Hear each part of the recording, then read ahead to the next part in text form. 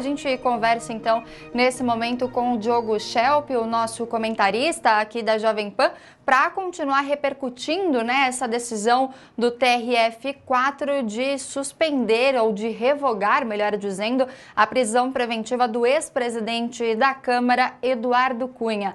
Oi, Diogo, boa tarde para você, seja sempre muito bem-vindo aqui ao Jovem Pan Agora. E, Diogo, já te pergunto, né, o impacto dessa decisão de revogar a prisão de Eduardo Cunha, se há algum impacto aí para o meio político? Sim, é uma decisão que vem na sequência de outras decisões que são verdadeiras derrotas para a Lava Jato, né? A gente teve a decisão da suspeição de Moro, a suspensão das condenações de Lula no âmbito da Lava Jato, né, com a declaração de incompetência da Vara de Curitiba. Essa revogação, ela diz respeito ao fato de que Eduardo Cunha estava preso provisoriamente, né, já que não havia ainda uma condenação com trânsito em julgado, segundo uma decisão do próprio STF, né, que favoreceu Lula anteriormente, mas a Justiça Federal justificava que ele precisava ficar preso por outras questões, por questões de, por exemplo, de representar algum risco para o processo, né? Então, já no ano passado, os advogados, por exemplo, haviam tentado revogar essa prisão, sustentando que não havia fundamento para manter essa prisão que foi feita em 2016, alegando que ele não corria mais, que ele não apresentava mais esses riscos que apresentava, segundo os procuradores na época afirmaram. E esse pedido também salientava essa jurisprudência do STF de que era inconstitucional o cumprimento da pena antes do trânsito em julgado da ação penal.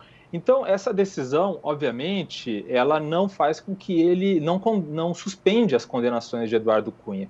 Então, ele, portanto, não pode se candidatar a nenhum cargo político, por exemplo, né? É uma decisão que faz com que digamos, alinha o caso de Eduardo Cunha com outros casos e com a jurisprudência do STF.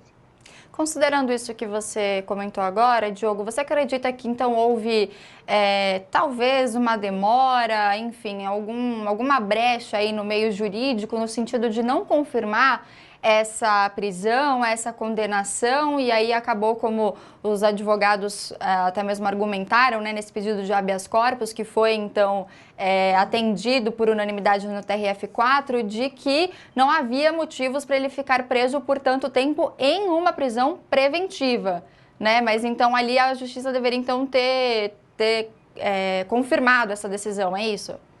Olha, Nicole, sempre que um processo como esse pode ser protelado, né, ao máximo, acaba favorecendo a impunidade. Então, é justamente por isso que essa regra, né, essa definição, essa jurisprudência do STF do trânsito em julgado, né, de só cumprimento da pena após o trânsito em julgado, favorece principalmente aqueles que têm recursos para contratar bons advogados que conseguem fazer, assim, protelar ao máximo essas condenações, né?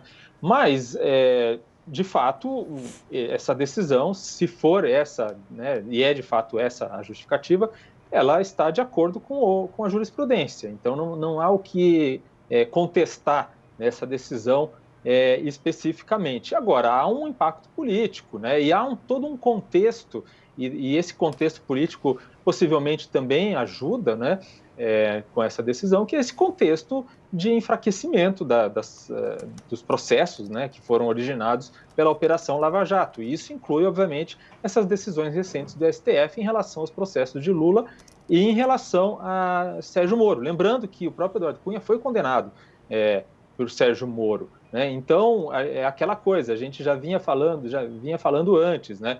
Essas decisões que se referem, por exemplo, à suspeição de Moro no futuro, não é o caso nesse específico, mas no futuro poderá ser usado por outros advogados para também recorrer de decisões que prejudicaram seus clientes, né?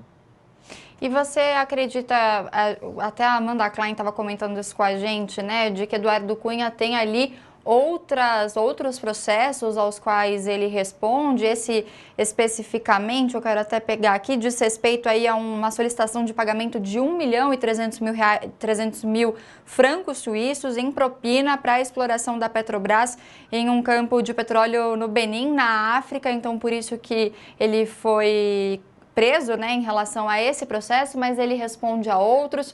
Você acredita que de alguma forma, muito se falou, né, no passado, principalmente quando ele foi preso em 2016, em relação a uma delação premiada? Você acredita nessa possibilidade, Diogo? Depois de tanto tempo, né? Pois acho difícil, mas a gente vê o próprio Eduardo Cunha, se eu não me engano, essa semana mesmo se tornou réu em mais um processo, né, por corrupção, envolvendo propina, relacionado a combustíveis de aviação.